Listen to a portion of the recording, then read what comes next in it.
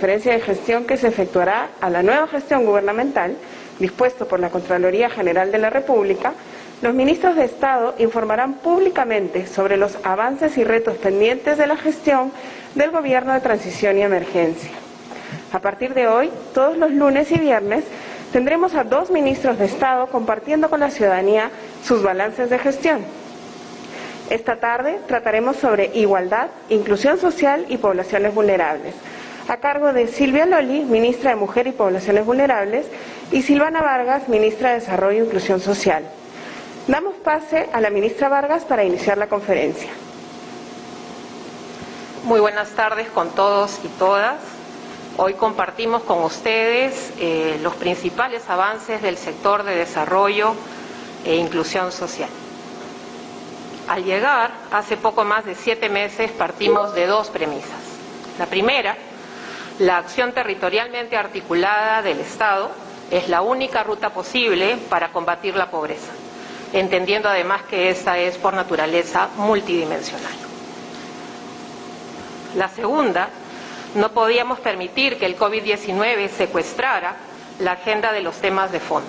Así, hemos combinado el sentido de urgencia para atender la emergencia y el sentido de oportunidad para consolidar los esfuerzos en marcha. Voy a describir los avances en 3 grandes bloques.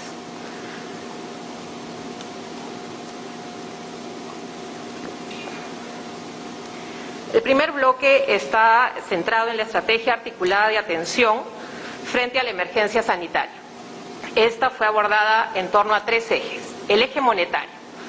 Activamos en 17 días el proceso de entrega del subsidio monetario Bono 600, dirigido a hogares en ámbitos de nivel de riesgo extremo, con una inversión de más de 2.900 millones de soles. A la fecha, el 90.7% de hogares ya pudo cobrar. Esto representa más de 4.2 millones de hogares de un total de más de 4.7. Además, y esto es otra buena noticia, más de 450.000 hogares se han enrolado a través de distintas modalidades al sistema financiero. Eje alimentario. Implementamos la estrategia articulada de atención alimentaria con una inversión total de 76 millones de soles. Entre otros, está incluido la elaboración del primer registro unificado y georreferenciado de ollas comunes y comedores populares, la conformación de comités de transparencia y acompañamiento para la vigilancia ciudadana y el fortalecimiento de capacidades de gobiernos locales y organizaciones sociales de base. A la par, a través de Jaliwarma, se ha territorializado la entrega de más de 3.000 toneladas de alimentos a personas en condición de vulnerabilidad, prioritariamente, y esta fue una decisión de gestión, dirigida a ollas comunes, a través de las municipalidades tanto de Lima Metropolitana como de otras regiones de nuestro país, con una inversión de 47 millones de soles. Asimismo, hemos transferido 14 millones de soles para incrementar en un 35% la cobertura de los comedores populares, 10 millones de soles para la adquisición de kits de limpieza y seguridad para la protección de las socias y 5 millones para la instalación de gas natural a 1.000 comedores a través del Fondo de Inclusión Social Energético en colaboración con el Ministerio de Energía y Minas. Eje comunitario.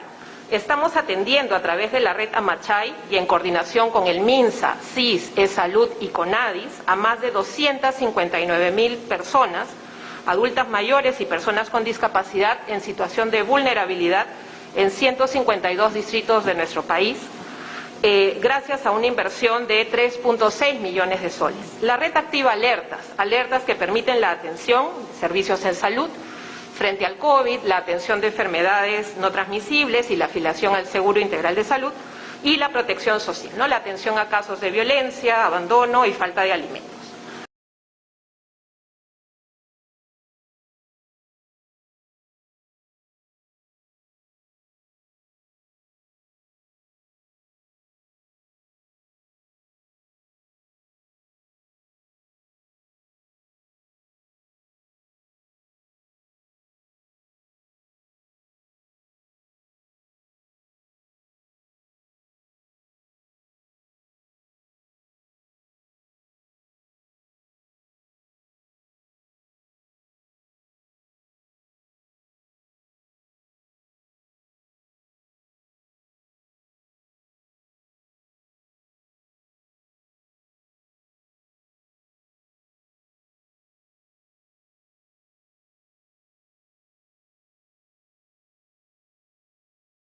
incorporado los carritos pagadores y la autorización de cobro por tercero para evitar el riesgo. Todas estas modalidades de apoyo monetario han supuesto una inversión total de 2.100 millones de soles. Sobre la alimentación escolar, Jaliwarma ha garantizado desde el inicio del año escolar la atención a más de 4 millones de estudiantes a través de la entrega oportuna de más de 66.000 toneladas de alimentos en instituciones educativas. Esto gracias a una inversión de más de 1.780 millones de soles. Sobre la generación de oportunidades, hay que decir que FONCODES ha generado oportunidades productivas a través de la atención a más de 37.000 hogares, a través de proyectos de Haku Wiñay y Noa Hayatay, con una inversión de más de 230 millones de soles, y ha diseñado una intervención temporal dirigida a más de 21.000 hogares.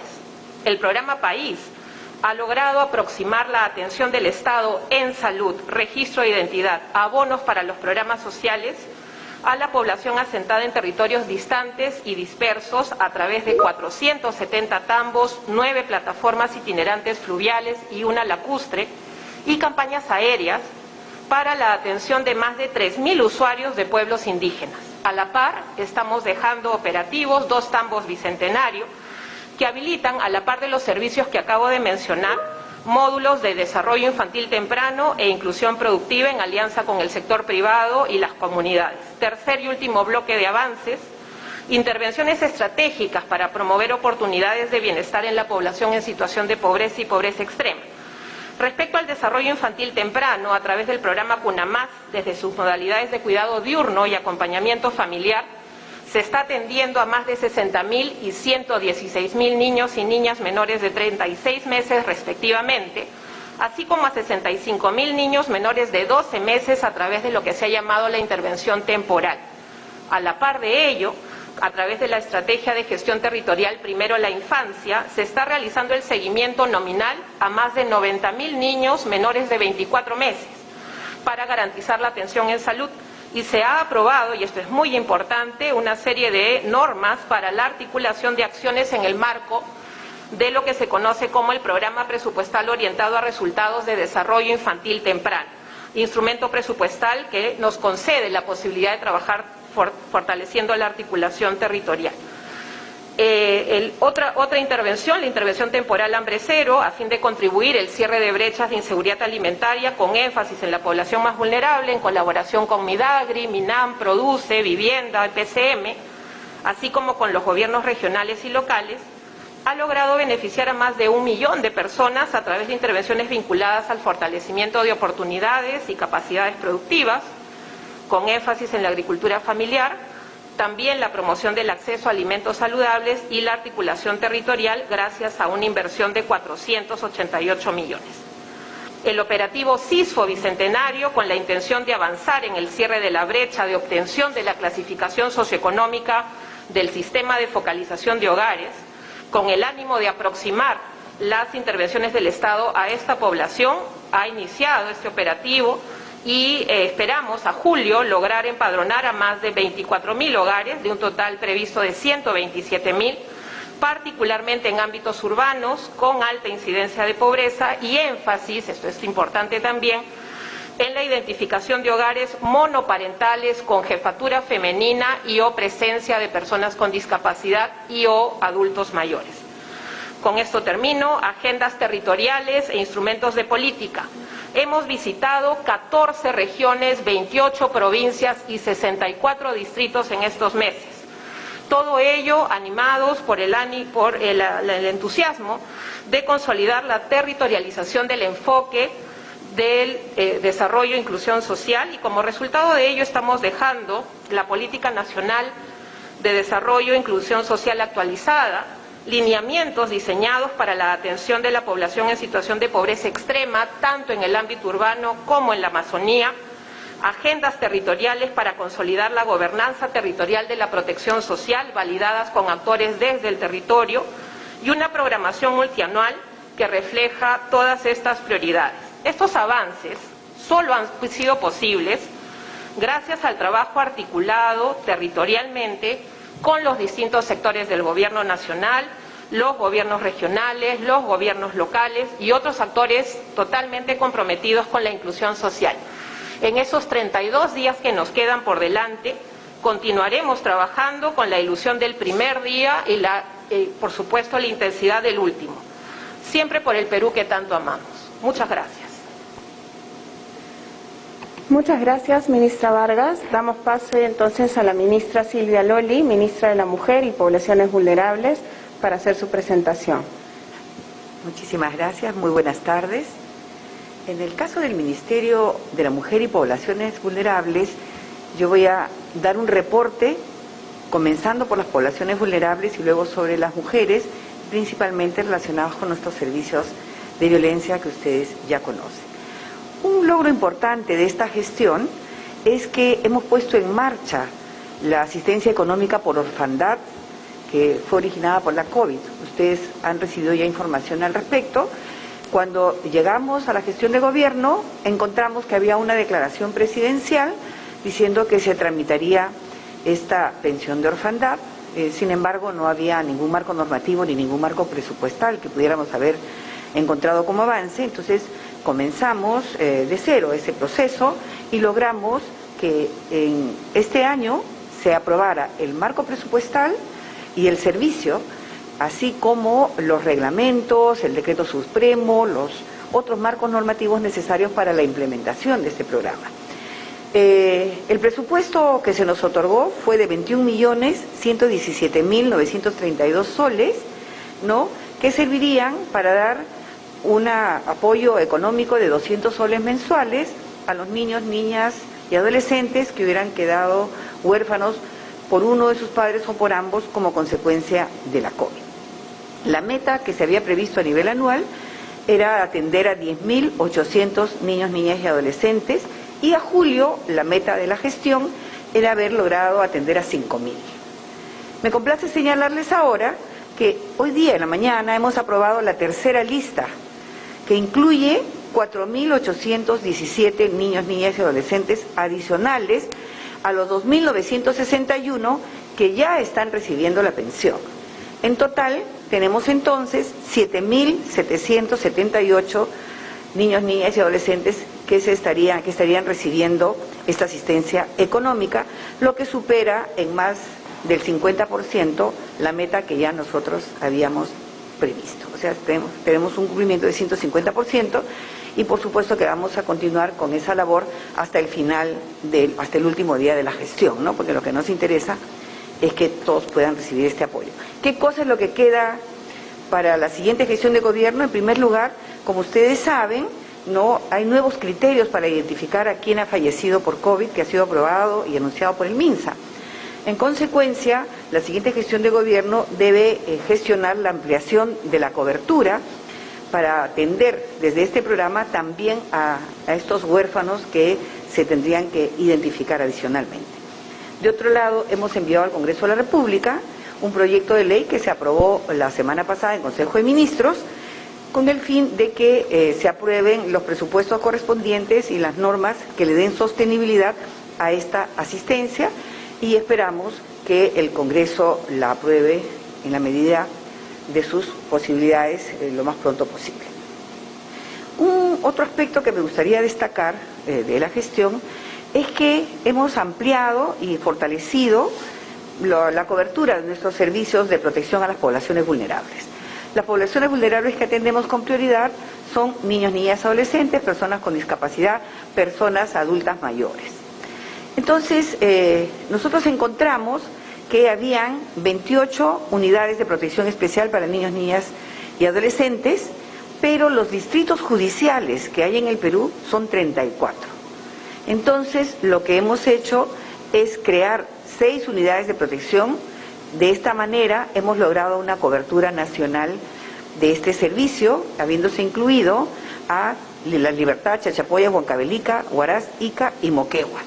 Esto nos va a permitir atender, adicionalmente a lo que ya se atendía, a 3.596 niños, niñas y adolescentes en situación de riesgo o de desprotección.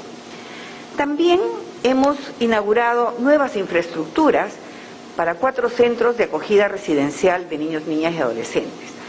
Las edificaciones, algunas han requerido reforzamiento, mejora, ampliación de los espacios y nuevas edificaciones también. ¿Dónde han sido estas inauguraciones? En Moquegua, en Huánuco, en Lima y en el Callao, favoreciéndose de esa manera un mejor desarrollo integral de por lo menos 195 niños, niñas y adolescentes. La inversión que hemos realizado es de 15.546.086 soles. Asimismo, hemos también inaugurado un centro de atención residencial mixto para personas adultas mayores que antes se encontraban en diversos centros de atención de la Beneficencia Pública de Lima. Ahora ellos se han trasladado al servicio del centro de atención residencial denominado Sagrados Corazones, que funciona en lo que es la Casa Belén, en San Isidro, donde las condiciones para su atención son inmejorables, ¿no? Tiene amplios espacios, orden, atención, y el servicio lo tenemos en convenio con las monjitas del Sagrado Corazón. Asimismo, hemos inaugurado también, hemos ampliado el servicio Mi 60 Más.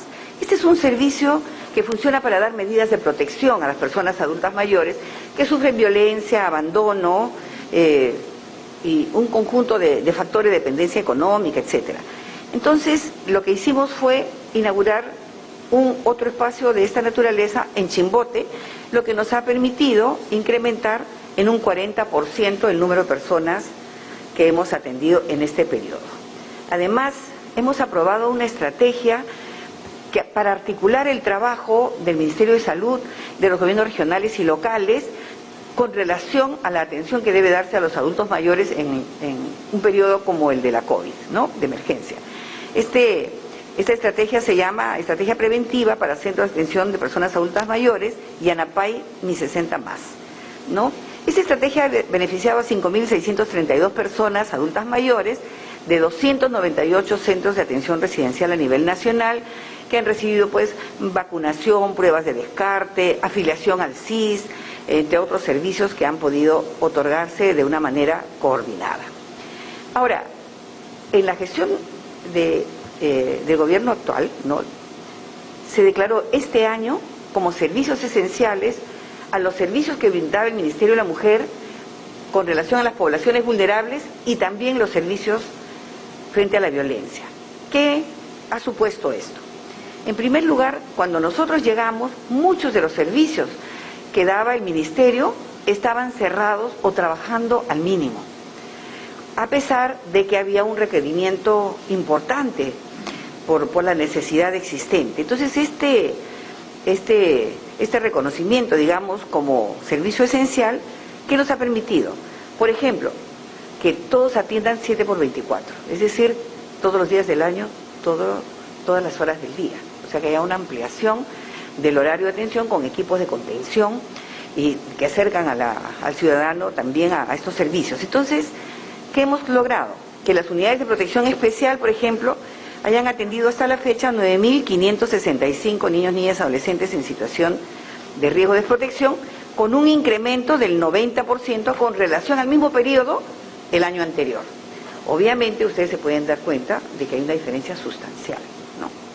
Asimismo, tenemos una línea telefónica, la línea 1810, que atendió 3.848 niñas, niñas y adolescentes, habiéndose cuadruplicado la cifra de atención con relación al año 2020. Además, nosotros tenemos al CONADIS dentro del trabajo que realiza el Ministerio de la Mujer y Poblaciones Vulnerables, y el CONADIS ha incorporado en el Registro Nacional de Personas con Discapacidad 17.860 personas desde el inicio del gobierno hasta la actualidad, triplicándose la cantidad de registros con relación al mayor periodo de afectación por la emergencia sanitaria. Esto se debe a que ha habido un trabajo muy activo en el proceso de registro y se han incorporado mecanismos virtuales, por ejemplo, desde el propio CONADIS. Además, hemos fortalecido y ampliado la cobertura de los servicios de atención y protección a víctimas de violencia. Como les he señalado, al señalarse desde el gobierno que estos servicios contra la violencia son esenciales, se ha debido desarrollar un proceso de adecuación. ¿Qué cosa en principio?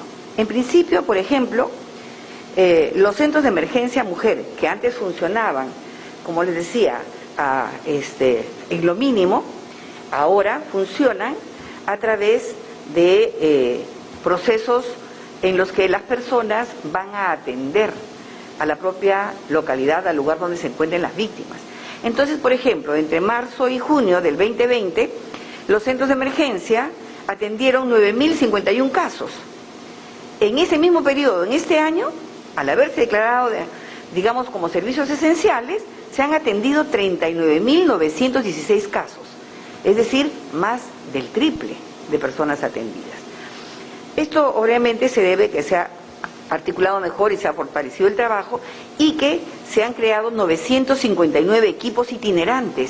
Los centros de emergencia tienen equipos que al recibirse la denuncia de que hay una situación de violencia, se desplazan a donde está la víctima. Esa es otra característica de esta gestión. Nosotros no estamos esperando que la víctima llegue al servicio. Una vez que alguien reporta que está en una situación de riesgo o de violencia, una víctima, los equipos se desplazan. Por eso se dice que son servicios itinerantes y eso nos permite captar mejor a las personas afectadas. En estos equipos itinerantes laboran actualmente más de 3.800 profesionales. Además, hemos atendido en conjunto de todos los servicios contra la violencia que tenemos, los centros de emergencia, los hogares de refugio, los servicios de atención urgente, la línea telefónica 100 y el chat 199, hemos atendido 210.625 casos de violencia en todos estos servicios, ¿no? Entre el 18 de noviembre del año pasado y el 31 de mayo de este año. Entonces, todavía hay mucho más que podemos hacer. Entonces, en realidad, la declaración de los servicios como servicios esenciales ha repercutido en un mejor acceso de las personas a la protección, a la orientación, al apoyo, ¿no? Y eso se ve claramente, incluso ustedes lo pueden observar en las noticias, ¿no? Antes preguntaban, ¿dónde está el ministerio? ¿Por qué no viene a asistir? Ahora lo que dicen, y el ministerio ya se encuentra atendiendo, ¿no? Entonces creo que eso también es una señal importante de que se ha podido avanzar. Respecto de los centros de emergencia mujer, debemos señalar que hemos implementado 13 centros de emergencia mujer en comisaría y el 30 de junio vamos a implementar uno más, ¿no? La demanda potencial que hay esperada, digamos, para poder atender es de 36.000 personas. Además, tenemos un centro de emergencia en la comisaría de Corrales en Tumbes, ¿no?, que permite fortalecer las acciones en la zona fronteriza donde hay distintos casos de no solo de violencia, sino también problemas debidos a la migración, trata y otros delitos relacionados, y hemos avanzado con la instalación de centros de emergencia en las comisarías de la Amazonía, ¿no? En la zona de selva todavía estaba un poco descuidada, pero ahora tenemos, por ejemplo, SEMEN comisaría en Lamud, en Amazonas, en Yarinacochas y Campo Verde en Ucayali, ¿no? Y este último, el de Campo Verde, lo vamos a inaugurar el día 30 de junio. ¿Qué dejamos como tarea pendiente, no? Es que ya tenemos el presupuesto asignado y el cronograma para la implementación de otros 9 centros de emergencia mujer para este año. Eso se ha trabajado y coordinado ya con el Ministerio del Interior y esperamos que la siguiente gestión de gobierno pueda cumplir, digamos, con el desarrollo de esta cronogramación y que la población se beneficie con el acceso a más de estos servicios. Asimismo, estamos dejando ya aprobada una resolución ministerial que incorpora a la estrategia rural como servicio esencial en materia de violencia, lo que va a permitir seguramente potenciar también el trabajo para las zonas rurales, lo que quedará como tarea pendiente para la siguiente gestión. La línea 100, que es un servicio telefónico bastante difundido, también creo que mostró toda su potencialidad al momento de la COVID, sobre todo en la crisis mayor, ¿no?, en la primera ola fuerte, porque era el único servicio al cual podían acceder las mujeres sin tener que salir de la casa. Entonces, en el 2020 se duplicó el número de atenciones de la línea telefónica, ¿no?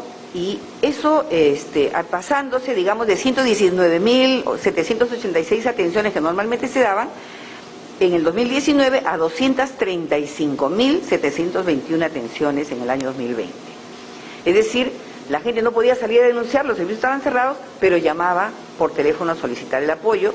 Por eso es que nosotros al llegar hemos fortalecido el servicio de la línea 100, hemos contratado 54 personas más para la atención. Ustedes saben que allí no atienden telefonistas, atienden profesionales capacitados, y además hemos incluido atención en quechua y en otras lenguas originarias, de modo tal que se permita un mayor acceso a la población del país.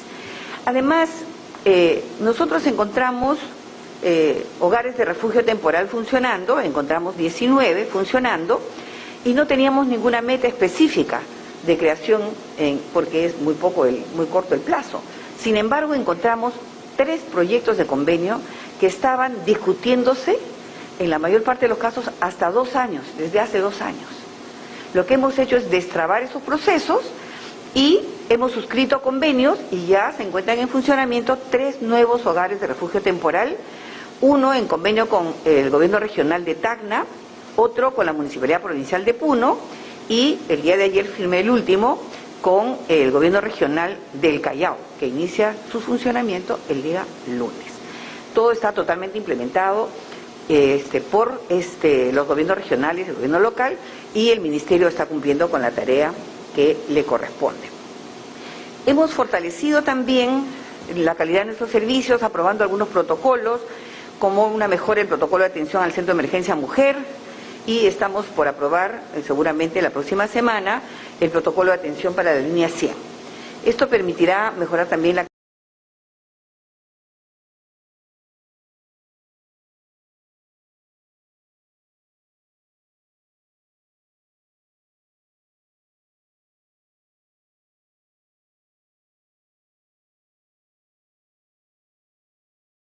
protocolo. La política hemos aprobado 3 políticas, la política de niños, niñas y adolescentes que ha salido el día de hoy, la política de personas con discapacidad y la política para las personas adultas mayores. Entonces, la implementación de estas políticas queda como agenda pendiente para la siguiente gestión de gobierno.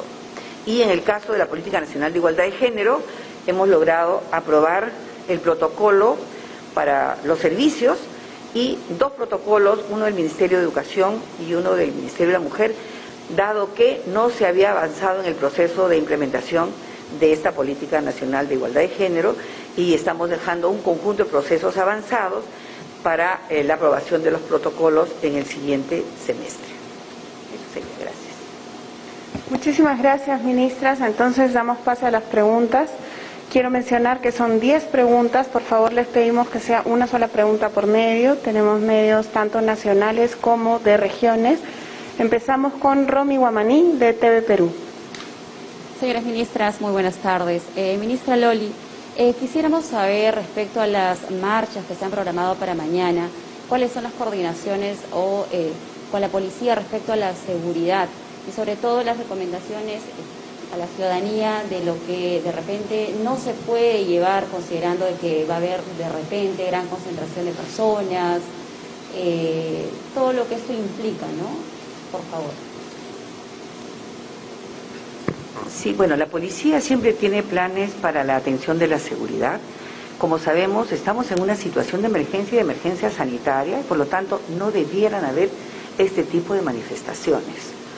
Y la población que acude, en todo caso, tiene que guardar todas las medidas sanitarias que correspondan y el resguardo de su seguridad. Creo que eso es importante, que no se pierda de vista. Estamos en una situación de emergencia sanitaria y, por lo tanto, no debieran realizarse este tipo de manifestaciones. Muchas gracias. Damos paso entonces a Milagros Rodríguez, de Corporación La Hechicera, Canal 93 de Tumbes.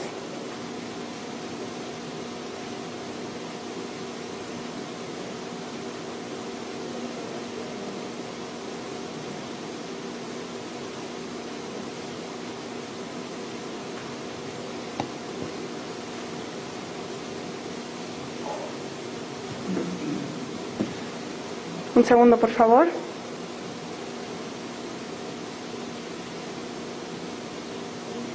Si no se escucha, vamos a dejarla en un minuto. Empezamos entonces con Jessica Paola Lara Escalante, de Exitosa, y luego volvemos a Milagros Rodríguez. Pues avanzamos con la siguiente pregunta y luego retomamos. Ministras, buenas tardes. Mi consulta va con respecto a la revelación de estos audios. La norma señala que las llamadas telefónicas de los internos de la base naval del Callao deben ser vigiladas. Entonces, ¿qué acciones ha tomado el INPE a través del Ministerio de Justicia tras los audios de Vladimiro Montesinos? Y también si es que se conoce de otros interlocutores.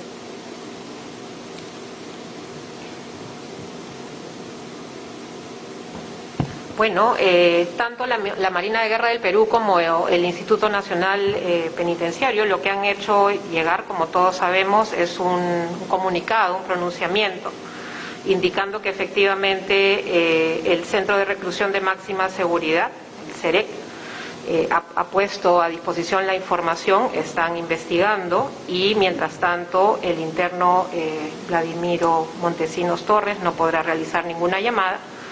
En tanto se termina, digamos, de evaluar lo ocurrido y evidentemente se toman las medidas correspondientes. Muchas gracias. Vamos a aprobar nuevamente con Milagros Rodríguez, de Corporación La Hechicera, Canal 93 de Tumbes. Le pedimos por favor que abra su micrófono antes de hacer la pregunta.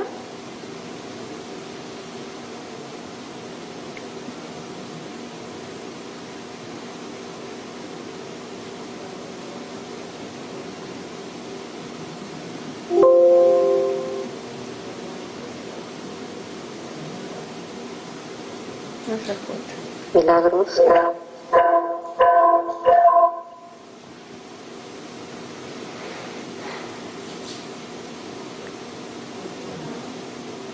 Pasamos a la siguiente pregunta mientras se resuelve el tema técnico. Pasamos con Mariluz Aranda Valenzuela, de La República.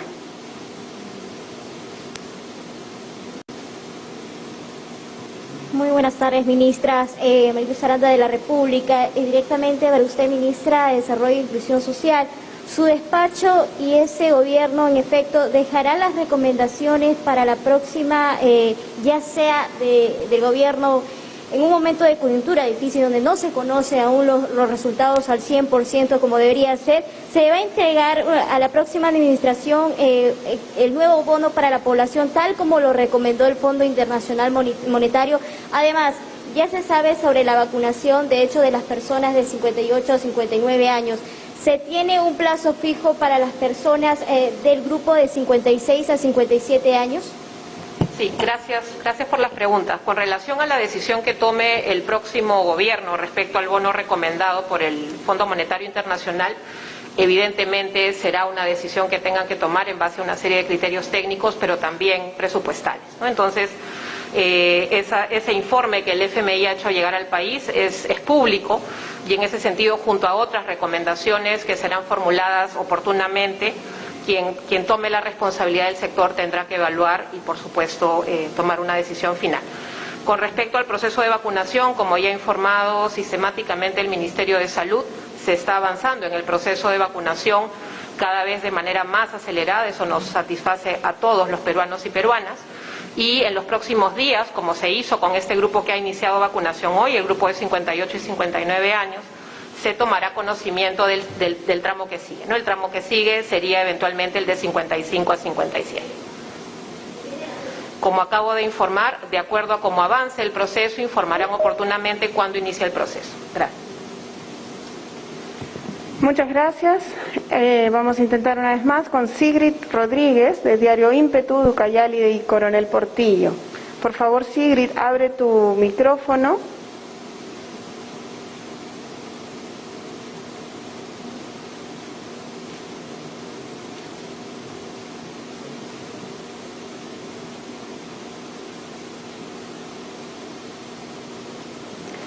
Bueno, les pedimos por favor si en todo caso nos envíen por el chat las preguntas y nosotros les podemos dar lectura acá. Avanzamos con los periodistas en la sala. Es el turno de Mari García Hidalgo. Muy buenas tardes, ministras. Damos paso entonces.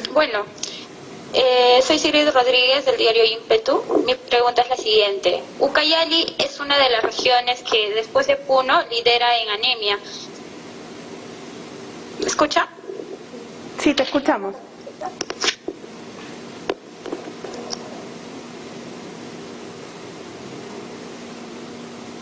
Te escuchamos, Sigrid.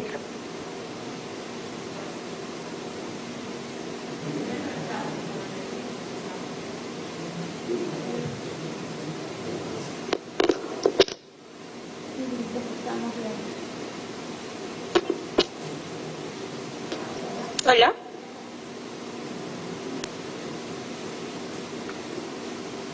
Hola. Te escuchamos, Sigrid. Okay. Ministras, muy buenas tardes. Sigrid Rodríguez del diario Ímpetu. Mi pregunta es la siguiente. Ucayali es una de las regiones que después de Puno lidera en anemia. Sin embargo, el Estado no hizo mucho para revertir esta situación. ¿Este gobierno de transición deja algún lineamiento o proyecto para su aprobación al siguiente gobierno que libere mi región de esta enfermedad?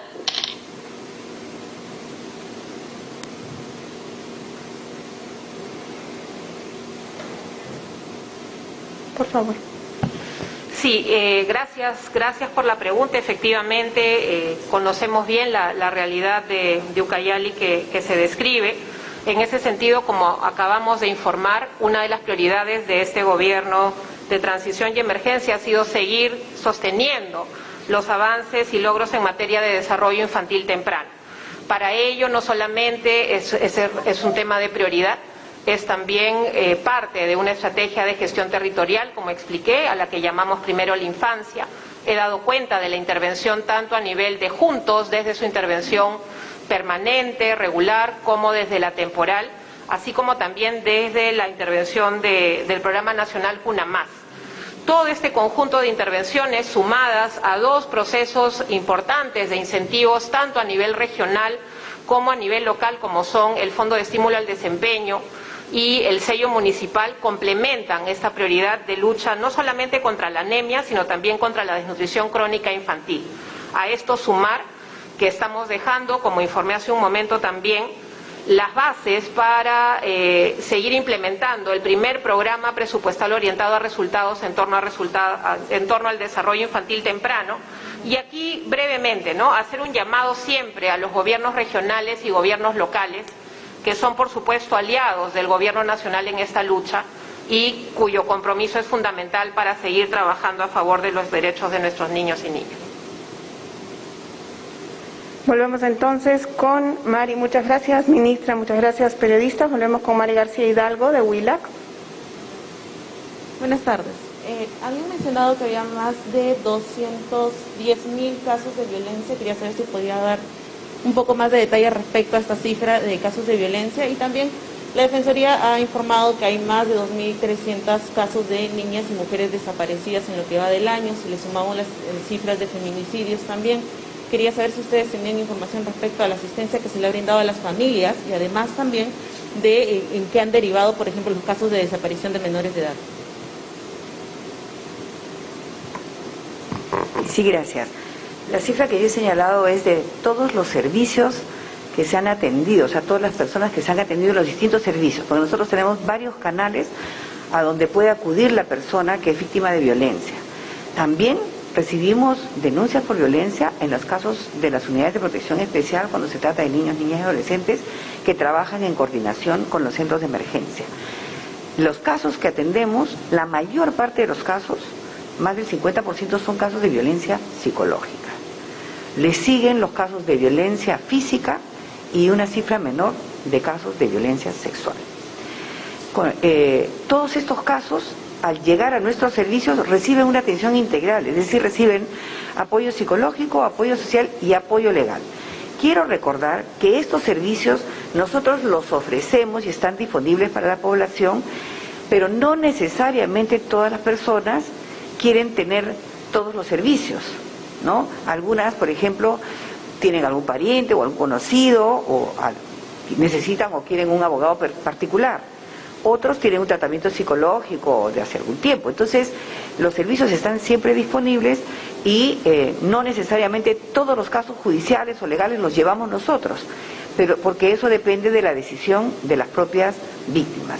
Pero el esfuerzo está allí y lo que estamos haciendo nosotros es ampliar los horarios, hemos ampliado los horarios, lo que permite que no se cierre un servicio a las 5 de la tarde, 6 de la tarde, sino que si se requiere, se hace una llamada por teléfono a la línea 100 y acude el servicio al lugar donde están las víctimas. Eso es lo que ha permitido que se incremente tanto la cifra de personas atendidas, ¿no? Y también recibimos pues información de los medios de comunicación, y ahí yo quiero señalarles y recordarles que ustedes también pueden hacer llamadas directas a la línea 100, porque cualquier persona puede denunciar los hechos de acuerdo a la ley, y eso nos permite una mejor intervención. Respecto a las personas desaparecidas, las cifras de desaparición de personas son altas en el país. La mayor parte son mujeres, y entre las mujeres la mayor parte son adolescentes. ¿Qué es lo que hemos hecho? Tenemos un grupo de trabajo donde también participa la Defensoría del Pueblo, con el Ministerio del Interior, el Ministerio de la Mujer, ¿no? La RENIEC, por ejemplo, también, el Ministerio de Justicia. ¿Por qué?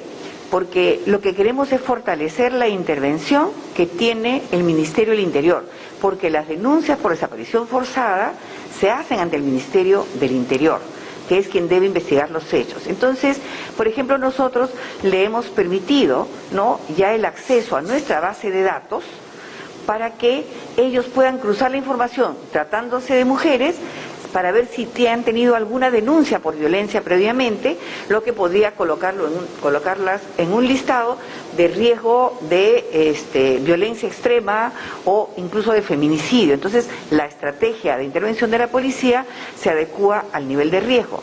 También le proporcionamos información de los casos que tenemos, de los registros que tenemos en la Unidad de Protección Especial de niños, niñas y adolescentes, para ver si son personas que están en riesgo y han tenido alguna medida de protección, para ver quién podría estar implicado también en la desaparición. Entonces, ese es el rol que estamos jugando nosotros desde el Ministerio para poder hacer que el Ministerio del Interior cumpla de mejor manera su labor, ¿no?, un trabajo coordinado. Con relación a la cifra de feminicidio, nosotros periódicamente señalamos la cifra de feminicidio. Sabemos como país que es muy difícil que esta cifra se reduzca si es que no hay una prevención generalizada y si no hay un cambio de comportamiento y de conducta en la población. Entonces, hay circunstancias que requieren que la propia víctima sepa determinados mecanismos para su protección. En otros casos, la familia, las instituciones, las organizaciones y las políticas. Tenemos políticas, tenemos normas, tenemos servicios y hay que hacer algunas recomendaciones que son muy importantes. Algunas son recomendaciones de tipo personal. Algunas personas, por ejemplo, están amenazadas por su pareja, ¿no? Ya las ha amenazado y la pareja las cita a un determinado lugar. Por favor, de ninguna manera decidan ir a solas a un lugar así, porque se van a colocar en una situación de riesgo mayor. Entonces, hay cosas que aparentemente son muy sencillas y que se pasan por alto y que pueden significar la diferencia entre la vida o la muerte. En algunos casos ya se logró, por ejemplo, que el agresor saliera o ya se separaron y no se cambió el pin de la chapa. Entonces este caballero entra en la noche con su llave, la mata y se va, ¿no? Entonces, también queremos afianzar la intervención articulada y la prevención general, ¿no? El machismo mata y nuestro país sigue siendo profundamente machista y controlador. Ustedes que dan las noticias cotidianamente también señalan lo que podría ser el conflicto inmediato, ¿no? Ella se quería ir o ella ya se fue y no quería regresar y por eso la matan. Entonces hay que insistir permanentemente y el proceso de cambio es un proceso lento. Lo que podemos decir es que las cifras no se están moviendo para abajo ni tampoco mucho para arriba. Más o menos estamos en las cifras que teníamos el año pasado también. Y eso que el año pasado podemos intuir que hay muchas más mujeres fallecidas porque entre las desaparecidas podrían haber algunas que todavía están enterradas en algún lugar, ¿no? Esto es una cosa lamentable como país y no podemos mostrar logros pues en 5 meses, 6 meses, ¿no? Eso requiere una transformación estructural y hay que seguir con las pautas que correspondan. Muchas gracias, ministra. Damos pase una vez más a Milagros Rodríguez, de Corporación La Hechicera, Canal 93 de Tumbes. Por favor, activar su micrófono. Caso contrario, si no se puede conectar, vamos a dar lectura de su pregunta, pero intentemos una vez más.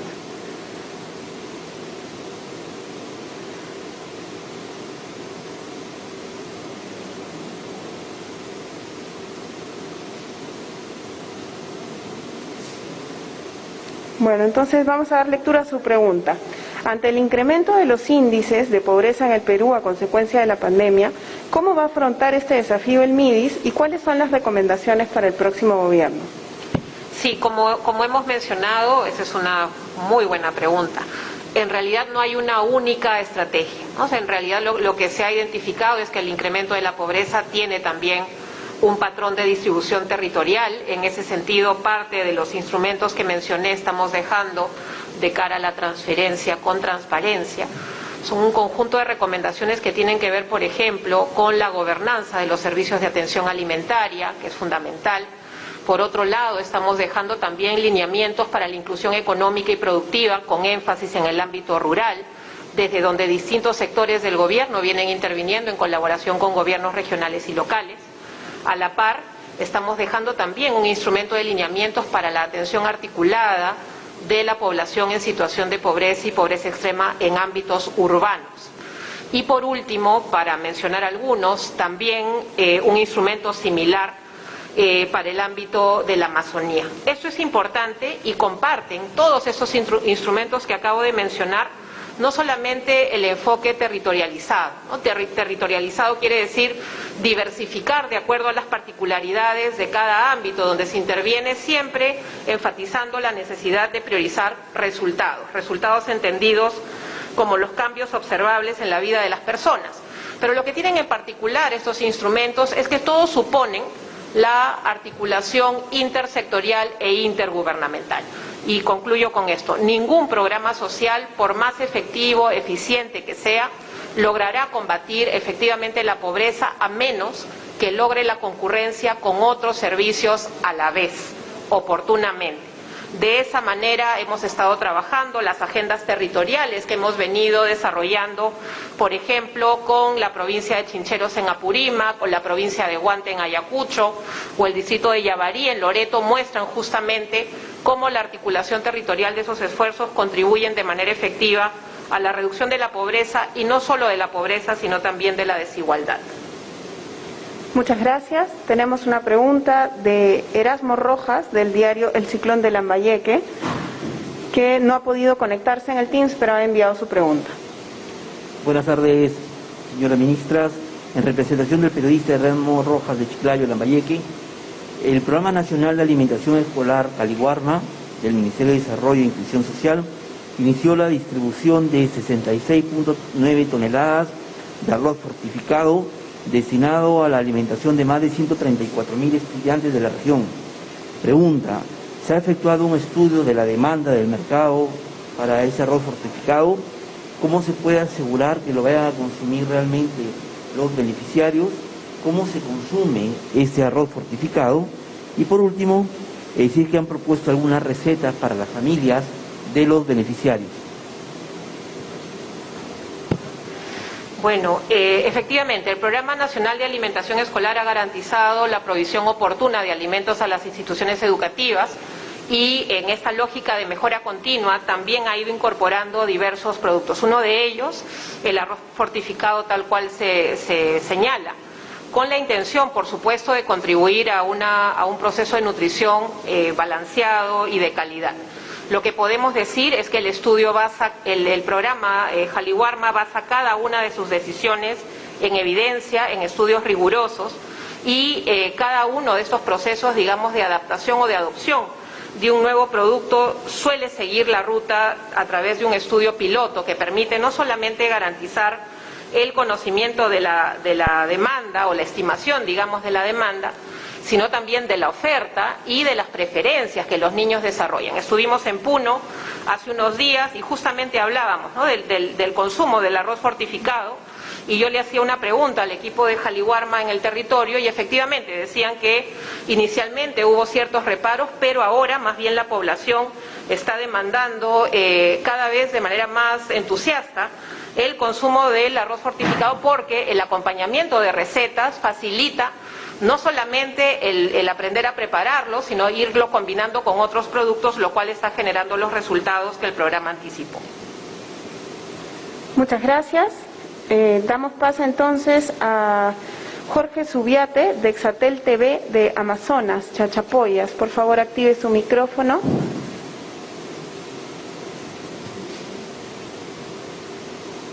por favor, puedes ayudarte.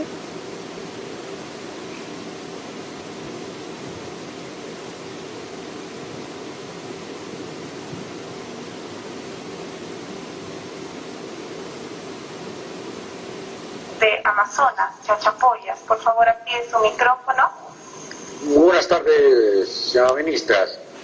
No sé si me escuchan correcto. Por favor, puedes ayudar. ¿Sí me escuchan? Ok. Señora ministra, para todos es conocido que la pandemia ha desnudado la precaria situación de la salud, del sector salud de nuestro país. Amazonas, Chachapoyas, por favor, amplíe su micrófono. ¿Está activado? Buenas tardes, señora ministra. No sé si me escuchan correcto. Por favor, puedes ayudar. ¿Sí me escuchan? Señora ministra, para todos es conocido que la pandemia ha desnudado la precaria situación de la salud, del sector salud de nuestro país. Por favor, amplíe su micrófono. ¿Está activado? Buenas tardes, señora ministra. No sé si me escuchan correcto. Hola, aló, buenas tardes, ¿me escuchan? Le escuchamos, por favor, haga su pregunta. Está repitiendo eso mismo.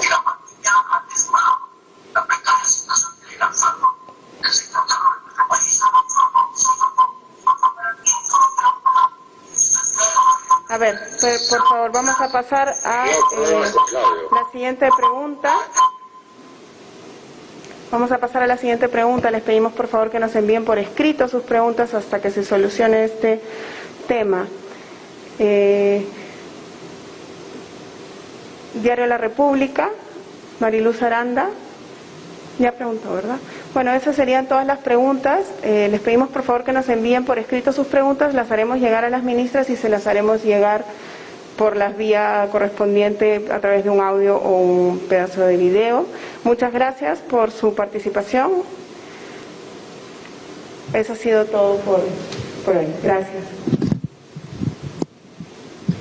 De esta manera, Roberto, tanto Silvia Loli del Ministerio de la Mujer como Silvana Vargas del Ministerio de Desarrollo e Inclusión Social han dado a conocer a la ciudadanía el estado en el que están dejando los ministerios en estos meses de gestión.